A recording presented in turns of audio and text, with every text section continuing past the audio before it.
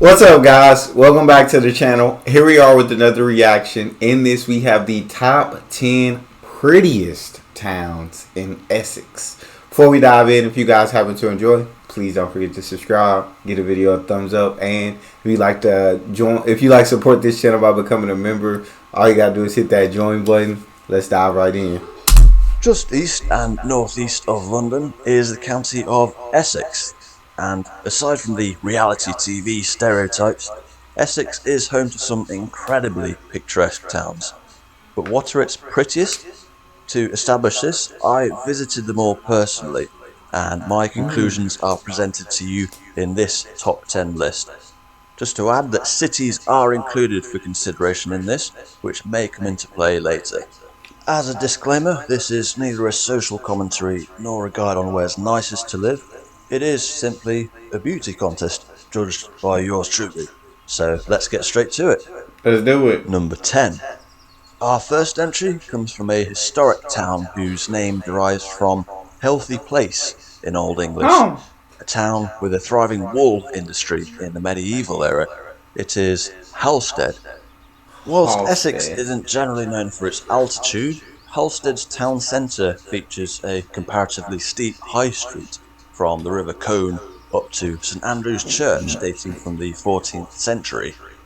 Okay. And owing to some commendable That's town a beautiful planning, building. the church is situated in such a way as to be seen without obstruction in 4 directions. This factor alone helped Halstead beat off some stiff competition for a spot on this list. Number 9. Now here's a coastal town with a difference. You'll find it located just west of Southend-on-Sea as part of a continuous urban development. But this is a different animal altogether. The town is Leigh-on-Sea. Although the more accurate name would be perhaps Leigh-on-Muddy Estuary, but that doesn't sound as inviting, I guess. Remind me, you know what I'm saying? This is like Beyonce, Leigh-on-Sea. Our town is Leigh-on-Sea. The history of Leigh-on-Sea is punctuated by the 13th century St Clement's Church and Centre. Since the medieval era, it was deemed a fishing town of national importance, as well as a shipbuilding town, supplying at least 6 ships that fought against the Spanish Armada in 1588. Of particular note is its high street, lined with characterful old fishing cottages harking back to its past. Number 8. And now to a true sea. So those two were pretty nice. I guess nothing yet, but he ain't really showing an entire town, but nothing that like wows me. But nice architecture on the buildings. You got a number on the number 9, Leigh-on-Sea. It's pretty cool that they're shipbuilding, but then they showed a kind of a view that was really nice looking for me. So respect. Seaside town. Dang. You might think Essex, with its long coastline, would be abundant with beach resorts. However, the landscape here is so marshy that only a small handful actually exist. Are these all little sheds? Of this handful, one of them stands head and shoulders above the rest. It is Walton-on-the-Naze. Walton-on-the-Naze. With the third longest pier in the UK, and colourful beach huts stretching all the way to the neighbouring town of Walton-on-Sea. Okay. You'd be forgiven for asking, well, what's the catch? I was just gonna say, what? Can anybody answer me? Like, what's the deal with all the beach huts? Like, what are they just like storage? What exactly goes in on what? Because there's a ton of them, and I've never seen like a load of beach huts like lined up like that. So that's kind of intriguing. But a walk through the town centre reveals no such cracks in the seams that afflict other seaside towns.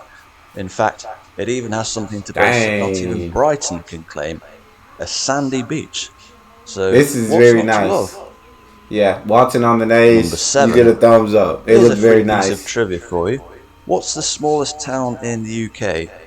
Well, by area, it would appear to be this very town. A town that stares down Suffolk from its position on the south bank of the River Stour. It is Manningtree. Manningtree. The town was the base of the infamous witchfinder general Matthew Hopkins during the 1640s. In the 18th century, Plans to turn Manningtree and neighbouring Mistley into a spa resort fell through, though it did leave the town Into a with a spa pleasant resort. vestige of Georgian houses along the high street. Huh. Number 6. I don't know. From the views that I got to see, I feel like number 8 and 7 are backwards. I feel like number 8 should be in that 7 spot. 7 should be in that 8 spot. Just from the views he showed By me. sheer coincidence, we now jump from Essex's smallest town to its largest. In fact, it's not even a town anymore, as in 2022 it was upgraded to a That city, is beautiful. which is all the more fitting, as it is often cited that's as not Britain's so beautiful. first city. To the Romans, it was Camulodunum. To us, it's Colchester. Colchester.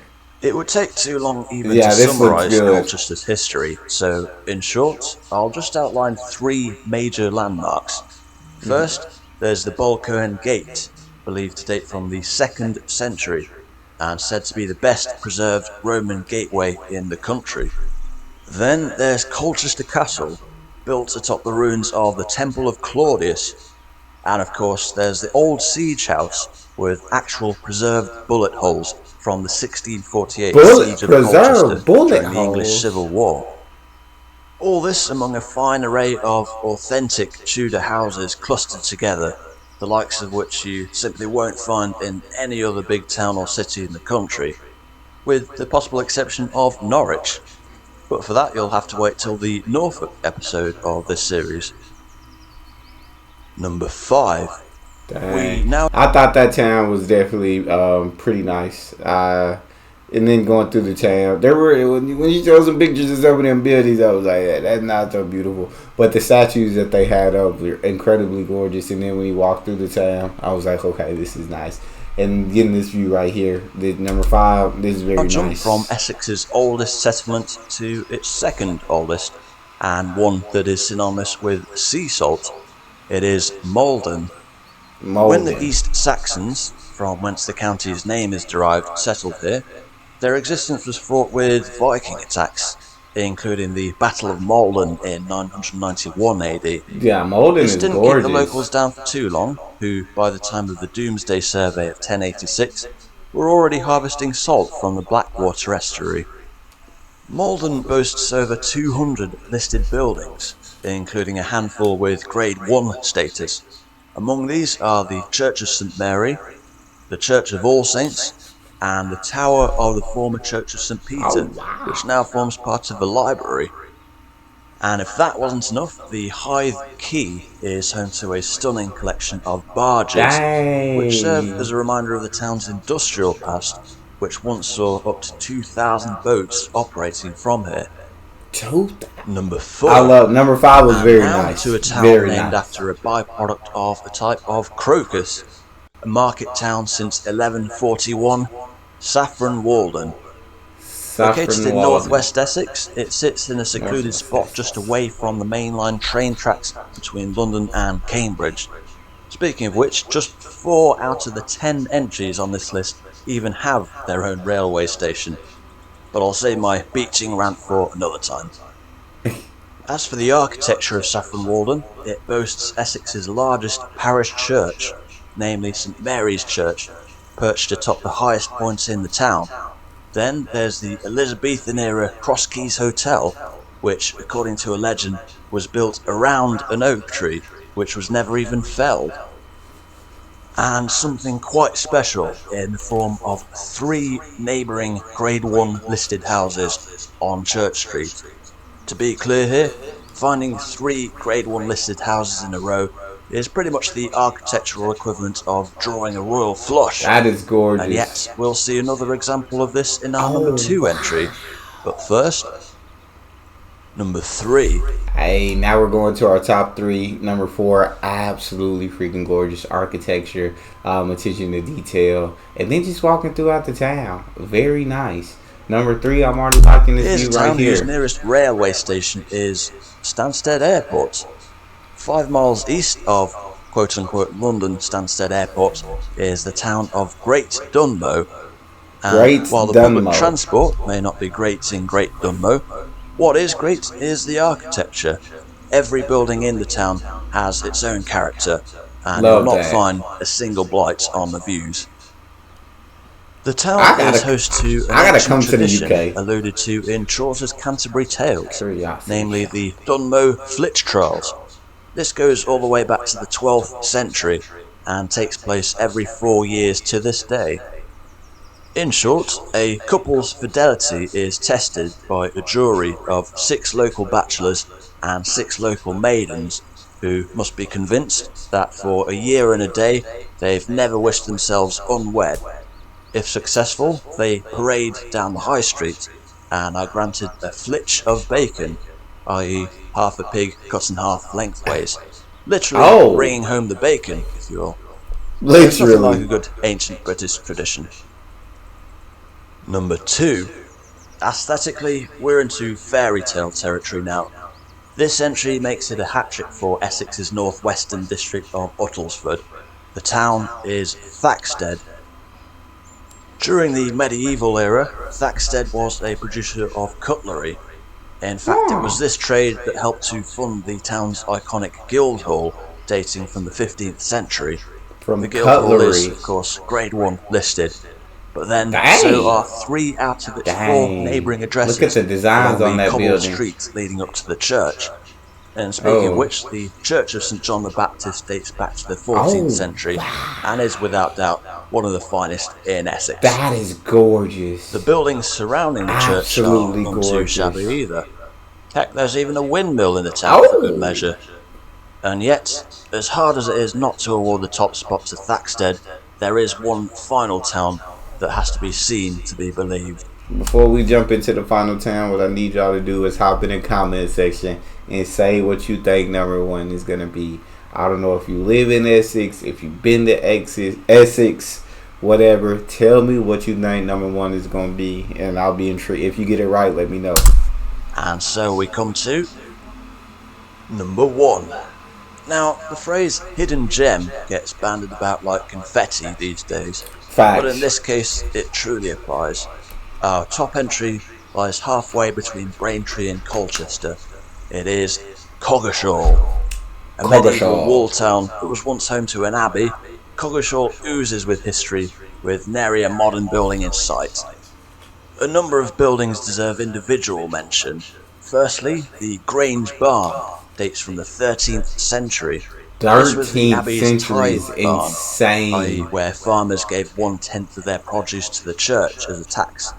Then there's Paycock's house, dating from circa 1500, as a wedding present for the son and daughter-in-law of John Paycock, a wealthy cloth merchant. And another product of the wool industry is the 15th century church of St Peter ad Vincula. On the lighter side, from around the 17th century, legends arose attesting to the alleged daft nature of the locals, leading to the phrase Coggeshall job, or perhaps Coxall job in local dialect. Examples of this include an instance where the church only chimed 11 times at noon, upon which the townsfolk rode to the neighbouring town to collect the missing chime, or when a cow was winched up to the roof of the church in order to eat the grass growing there. Say what you will of the locals of old, this town's beauty is enough to leave anyone dumbfounded. And those are my picks for top 10 prettiest towns in Essex. Do you agree or disagree? Feel free to leave your thoughts in the comments below. This is my 4th county I've covered so far. The plan is to get round them all, so feel free to subscribe if you'd like to see the series develop. In any case, I'd like to think this video gives a new meaning to the phrase, the only way is Essex. Thanks for watching, and I'll see you next time. Have a great day. Y'all let me know if y'all agree with the list, you disagree with the list, you think there's a more beautiful town in Essex. I want to hear from you. If you enjoyed, please don't forget to subscribe, give the video a thumbs up, and check out the next one. I'll see y'all next time.